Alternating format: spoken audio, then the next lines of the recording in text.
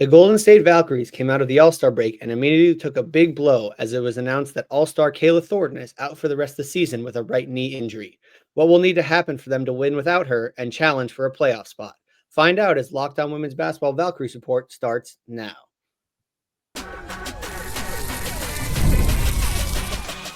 You are Locked On Women's Basketball's Valkyrie Report, a special edition show on the Golden State Valkyries, part of the Locked On Podcast Network. Your team every day. Hello, everyone, and welcome to Locked On Women's Basketball Valkyries Report, a specialty podcast all about the Golden State Valkyries. I am Matthew Walter, one of your hosts of Locked On Women's Basketball Valkyries Report, as well as a beat reporter over at The Next covering the Valkyries. Thank you for making Locked On Women's Basketball your first listen every day. And remember, Locked On Women's Basketball is free and available on all platforms, including YouTube. On today's episode, I am joined by the amazing Zena, host of the Athletics No Offseason podcast, and pregame, halftime, and postgame analyst of the Valkyries on KPIX, to talk about how the Valkyries are going to navigate the second half of the season without Kayla Thornton and what we've learned about the team through 2 games without her. Zena, thank you so much for joining me. I want to start with what was your initial reaction to the news that Kayla Thornton is going to be out for the season? Ooh, I think I audibly was like, oh, like it was a gut punch.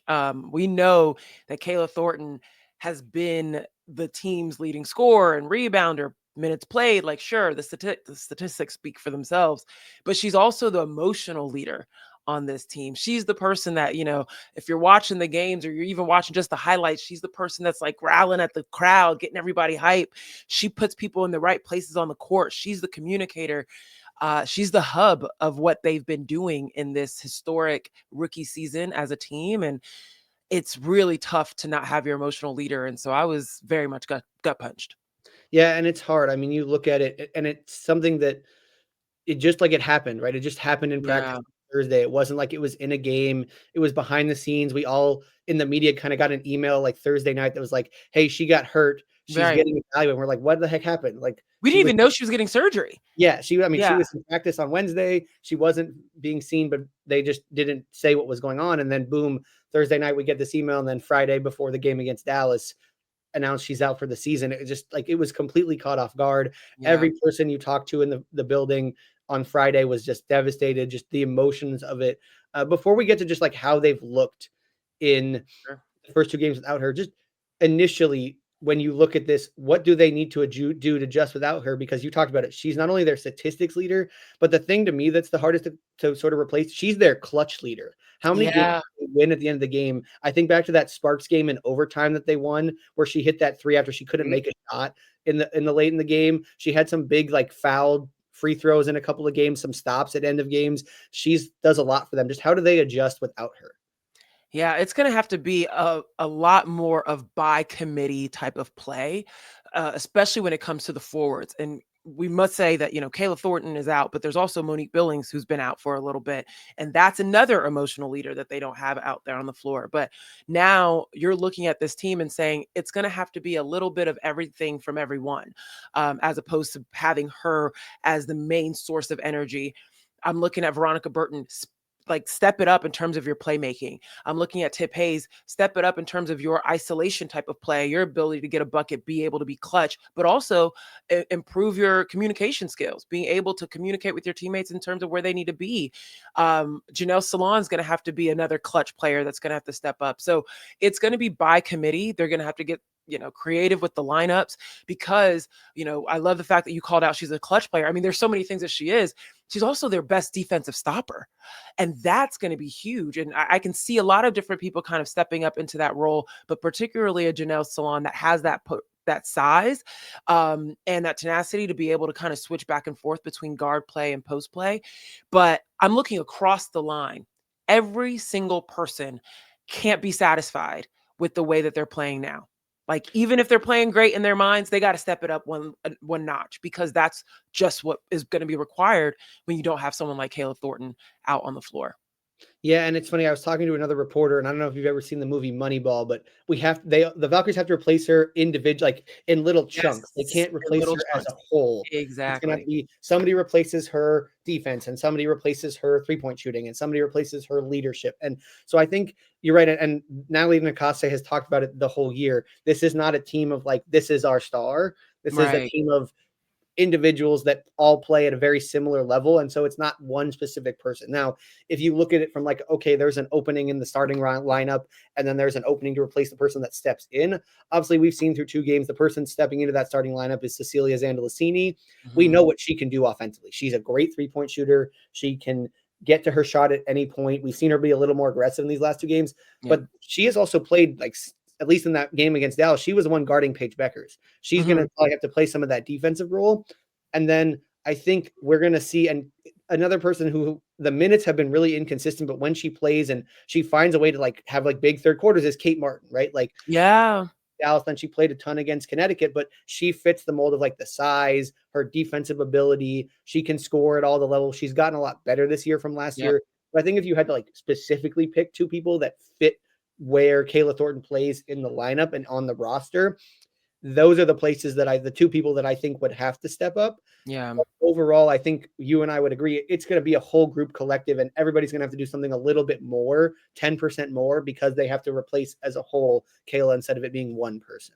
Yeah, the pressure absolutely is going to be on folks coming off the bench. It's going to be a prove it stretch for bench players. Like they're going to have to look at Kate Martin. That's a really great point. But I think what's going to be the onus is going to be on the players, but it's also going to be on Natalie Nakaste and how she inserts these players into the rotation and how she gives them the opportunity to step up and step into these roles. Because we've seen a world in which Kate Martin could start on this team, and that changed and that shifted as the course of the season went on. And of course, we know that Chechi Zandalicini, when she was coming back into the fold from having had her injury and then left for Euroball and then came back, like she's had some inconsistency there in terms of her minutes as well. And so there's going to be a lot of pressure on Natalie Nakaste to find a way to get a group of 8 or 9, right? Who's the group of 8 or 9 that can build some consistency in understanding their roles and when they come into the game and how they can impact the game, because that's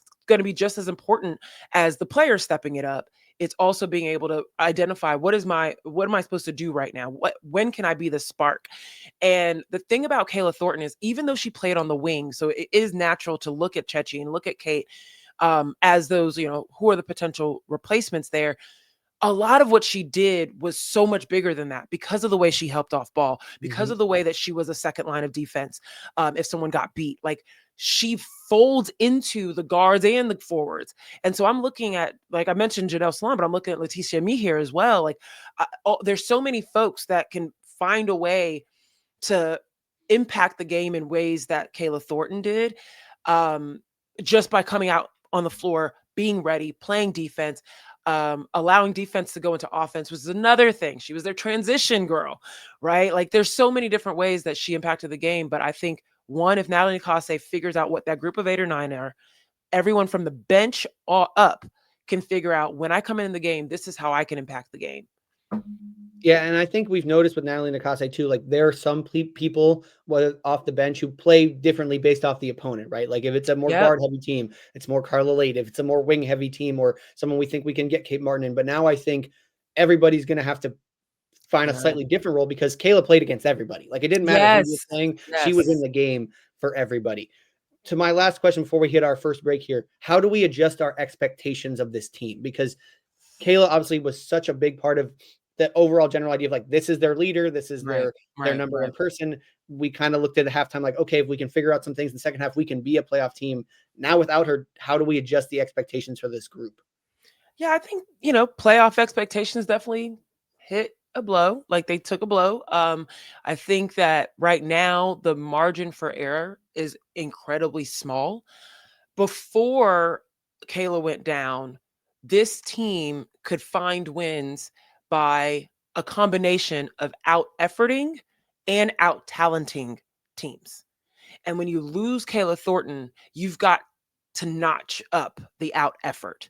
And so that's something that I don't doubt the Valkyries can do. We've seen them have effort. We've seen them out hustle and just play harder than some of their opponents and be able to get some wins or actually stay in games with big opponents. And so I I really still think that they have a chance for the playoffs.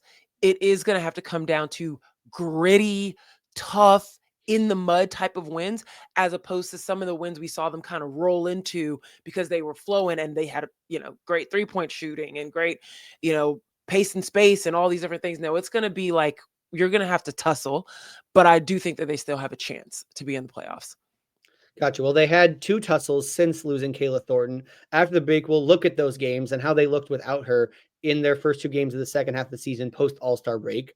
But first,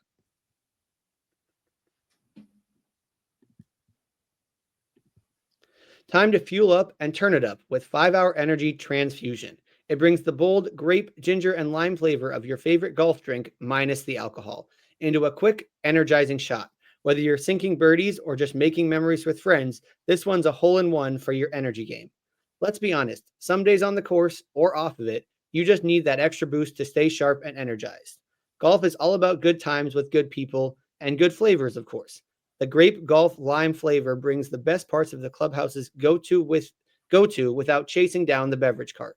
If you go to 5hourenergy.com today, that is the number 5hourenergy.com, you can use my promo code LOCKEDONGolf to receive 20% off your order.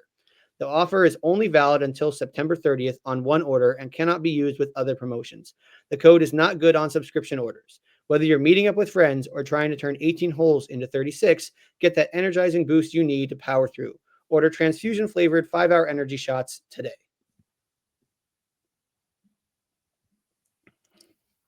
All right, we're back here on Locked On Women's Basketball Valkyrie Report with Zena, Keita of The Athletic. And Zena, first game out of the All-Star break, obviously, again, same day that Kayla Thornton was announced out for the season. Valkyries come back against the Wings. They fall down 12 on a Friday night at home. But then third quarter was I called it the French connection, because Carla Late, Janelle Salon, and newly acquired Ileana Rupert, just something changed for the 3 of them in that quarter. They think they scored 24 of the team's 33 points, and they went from down 6 at the half to up 3 going into the fourth quarter. And then they held on to win by 10 against the Dallas team that, is playing really well. They just beat the Liberty last night by 10 points. So, right. What did we see in that first game? And it looked like you could see it early on. Emotionally, the Valkyries were probably a little still stung by Thornton's injury, but it looked like in the second half, they figured it out and they got some big moments from some of those other people we talked about who are going to need to step up. Yeah, that Dallas win was huge. And as you mentioned, the Dallas Wings just beat the New York Liberty. And so you're talking about a team that's also trying to click and figure things out, and has some tough scoring on it, and Paige Beckers and Enrique Ngubawale. So it was really cool to be able to see the Valkyries hold on, especially after losing Thornton. Like, that's a huge confidence boost that they were able to come out, lock in on defense, rally from behind, and really shore up their scoring in that fourth quarter. Ileana Rupert, I think we all knew that she was capable of coming in and immediately doing what she did, which is, defend the paint and stretch the floor. Defend the paint, stretch the floor, and have some size. Oh, thank goodness. Don't get me wrong. Temi Fagbenle's in there. Monnique Billings is in there, but they're agile bigs. Like, they don't have a traditional big, and now they do in Ileana Rupert. But what's really special, like, as a person born in France, but really special about the French connection that I love on the Valkyries is that you think about the fact that Ileana Rupert, Carla Late, and Janelle Salon are all, I think, under 25, under 24, maybe? Like 25 or less. 25 or less. That means they've been in this system in France and building their international resumes together for a long time, and they're still developing. And that is really special to have that level of connectivity that has been building for a long time on this team now in the WNBA. That's like getting on a WNBA with your AAU teammates. Like, that's crazy, right? Like, y'all know each other where it's like you could just point to a spot and you know what's going on. And on top of it, you're speaking French out there. People don't know what you're really going to plan or whatever it is that you're doing. But it's so much fun to watch them out there. At one point during the Connecticut game, it was like those 3, and then Layla Lacan was also on the floor, and then Mamadi Toure was on the bench. And I'm just like, France is everywhere. I love this. This is amazing. But I think it's really awesome to be able to see all the different ways in which they have been able to impact the game already. Ileana had like 9 points in that game, 3 threes. And Salon, we know that she's been able to like, shoot inside, outside, find her shot, score at 3 levels. Carla Late, loved her coming in and getting some free throws in that game, much needed as well. So that game overall was huge. Across the roster, I think 8 players scored at least 4 points. That is the template. That is the blueprint for what the Valkyries need to do moving forward. As you mentioned, Natalie and Coste say we don't have a star. That's fine. That's fine. Trinkle a little sprinkle dust, a little stardust over everybody. Let everybody eat. And that is how you can overwhelm opponents. And that ultimately, interestingly enough, is what Connecticut ended up doing a little bit to the Valkyries in that second game. But let's just be real. Tina Charles had an out of her mind game. Now, is it out of her mind because it's Tina Charles? No. Tina Charles does this, but there was so much shooting from Marina Mabry and Bria Hartley, and then you have also JC Sheldon hit some threes, and it was just like it was a barrage. They shared the wealth against the Valkyries really, really well, and it was tough because it's one thing for one team to be so sharp offensively the way that Connecticut was, but they were also sharp defensively. Like they beat the Valkyries, and the Valkyries allowed themselves to get beat. They kind of laid down. It was so weird to watch the shot clock violations. And I literally peeped this because I watched this Connecticut Sun game. And then the next game I watched yesterday, I watched the New York Liberty versus Dallas, and I'm looking at shot clock violations, and the entire bench is up yelling for the Wings or the Liberty, yelling 5, 4, 3, 2. And it was like night and day from what you saw the Valkyries doing. Like they were on the bench. They looked defeated. You saw Monnique Billings trying to get them going and give the energy she could from the bench, but it just wasn't there. And you could tell they were tired. I'll give them credit. 2 games in 37 hours is tough, but it is what it is. This is the W. It is what it is. So it was a tough game, but they're going to have to bounce back, and they got a big one coming up against the Dream. Yeah. And before I get to that Connecticut game, just to your point, actually, all 3 of them are 24 or younger. So there you go. They're very young. And I asked Janelle after the Dallas game, I asked her if it felt like when the 3 of them were on the court together, if they were playing like French national team. And she goes, no, we're not the French national team out here. But she was impressed with just how confident and unfazed the 3 of them are. Like they show up and every game, nothing really gets them. And she was impressed that Ileana showed up in her first game. And like the crowd the Chase Center crowd is different.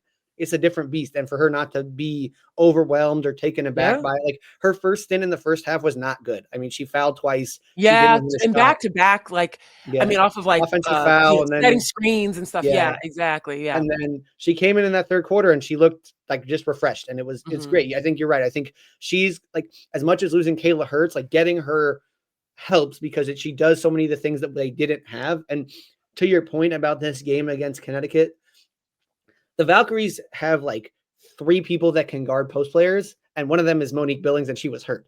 So you're telling me that you're going to tell me who you're right is more agile, and Ileana is somewhat of a true post, but she also doesn't really like to bang, right? She's a shooter. To guard Tina Charles, like that's just not a good. It's tough. Good recipe. It's tough. I mean, they did it like, and again, you have to say the first time they played Connecticut at home, Mabry was hurt. And she is such a big part of like their whole offense because she is a scorer and first and foremost. And the Valkyries, I think and again, I'm not going to, like you said, like get over it. Like, yes, they had to fly across the country. Yes, they had to play a 10 a.m. body clock game, but professionals, there's a difference between losing and like being competitive and losing by almost a little over 30 points. Right. To the worst team with the worst record in the WNBA. Yeah, and they had a meltdown a little bit, and we can't just put it on Kayla Thornton being out because let's remember they're 1-4 in their last 5. Like they were on a losing streak going into the half, the second half of the season, and now they won that game at Dallas and they've lost another game, and it's like, okay, so there's some things to be cleaned up, and it's not just based off of Kayla. It's just going to be harder now because you don't have her poise and you don't have her leadership. Yeah, and I don't think this has been well, I mean, people have talked about the road struggles of the Valkyries. They have one win outside the state of California. Right. One Indiana. win. Like, again, I Yeah. don't know what it is about, everyone says like home cooking is great. And I would agree. Home cooking is going to make you a successful team. But Yeah. what is it about this group where we go on the road and all of a sudden we turn into, it's like the Cinderella pumpkin thing. Like, why can't we be the same person with the glass slippers at home and on the road Right. we're a pumpkin? Like so I think that's something that, again, that goes to Natalie Nakasa and her staff. They have to figure out what does it take to win at somebody else's gym, no matter who the opponent is, Yep. especially when you play the worst team in the league. Again, circumstances withholding. Again, they said after the game, like, we'll learn from it and we're going to dump it. Yeah. They Yep. kind of have to dump it. We're going to take our last break. When we come back, we're going to talk about it because the rest of this 4-game stretch is super important. Rest of this road trip, they're playing teams that are important for them to get wins against. We'll sort of break down what needs to be shown in these next 4 games before they come back home, because all they've done in July is play on the road. What are they going to need to do to finish out this road stretch? We'll talk about it when we come back from our last break.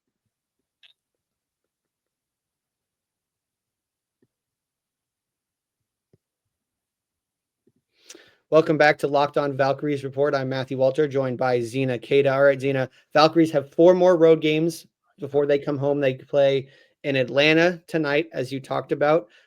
They have some other key games to finish out this road trip. What are the most important things that we need to see in this 4-game road trip to help us feel confident the Valkyries are in the right direction to challenge for that last couple of playoff spots? Well, first and foremost, remember who you are. This is a defense first team. They need to get back to that. You saw against Connecticut. You saw in the first half against Dallas.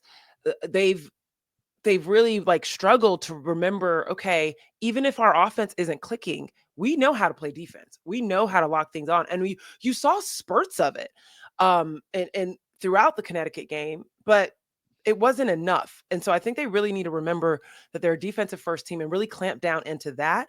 And that leans into also fight. I want to see how they regroup after that loss.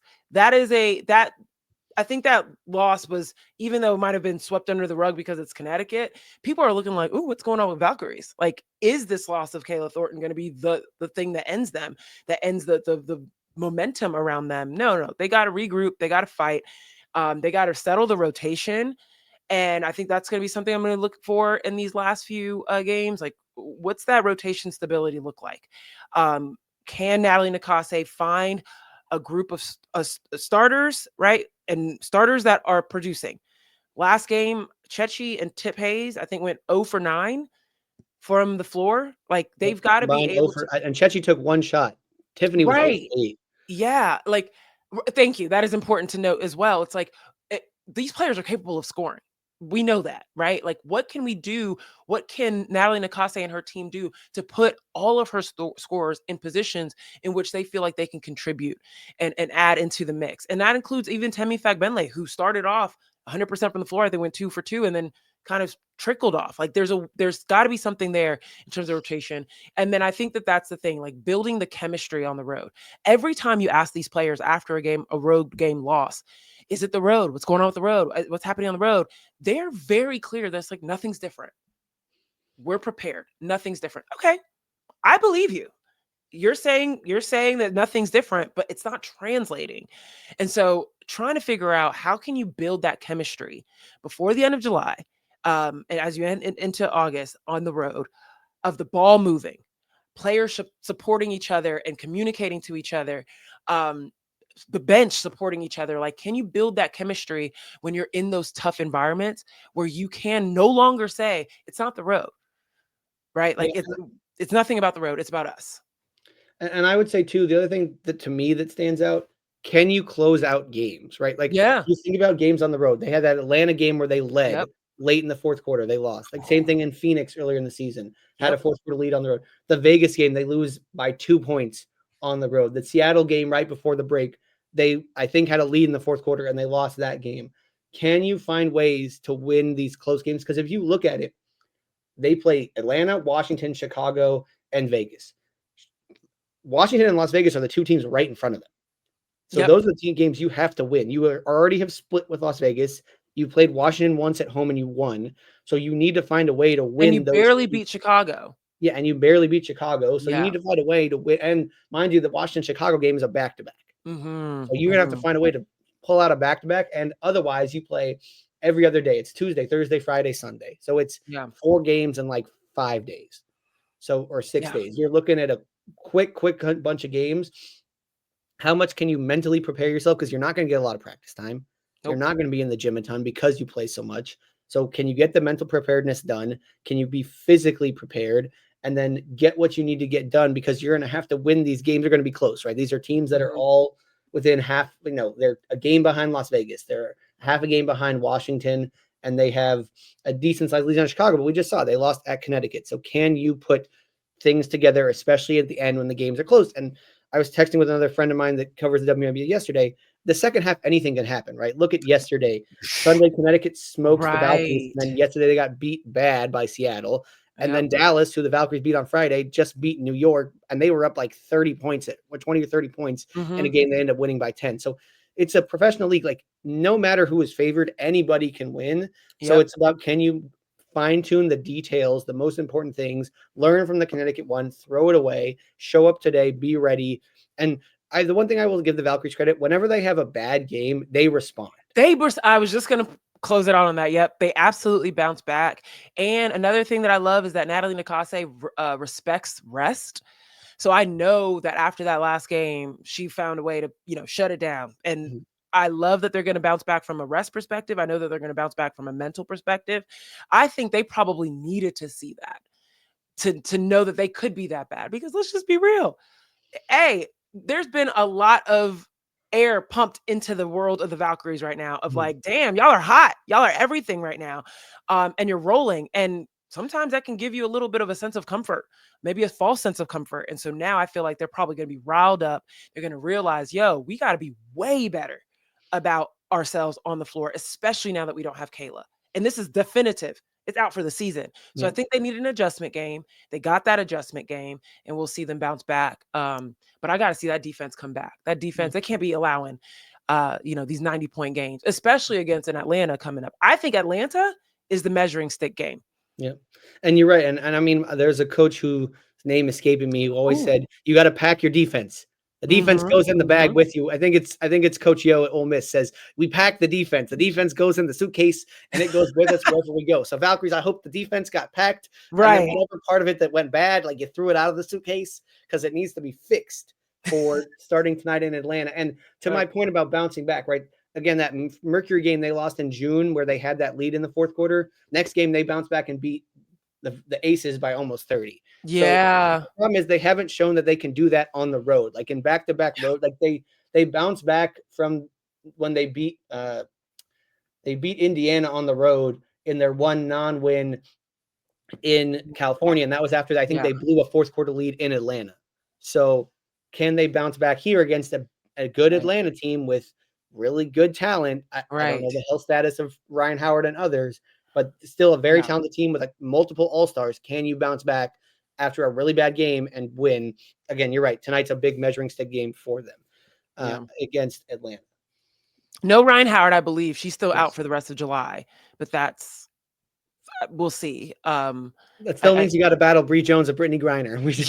And then Jordan Canada, who's been playing incredibly well, and Naz Hillman, who was a problem last game.